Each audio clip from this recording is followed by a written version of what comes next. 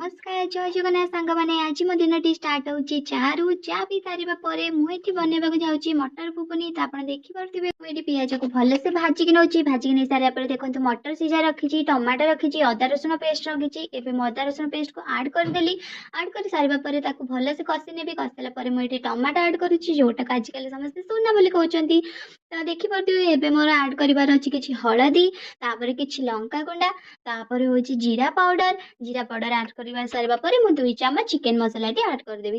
Chicken मसला add कर सारिबा परे मु आको भल्ला भाबरे कसी देबी जेमिति मसलार कंचापण सेतरे रहिबा नाही। ए मोर कस्ताटी केते सुंदर हेची पूरा रेड कलर पळे आछी। तापरे एबे मु जो सिछे के मटर रखितली एबे मु सेई मटर को एथरे ऐड करनेबी। ऐड करि सारला परे मु एठी 10 रु 15 मिनिट एको एम्ति भल्ला भाबरे घांटी नेबी। तो घांटी सारिबा परे मु एथिरे किछि पानी ऐड कर देबी। कि पार्थिबे मो बटर बुबन टी केते सुंदर भाबरे हे जायछि। मु एको चकुली सहित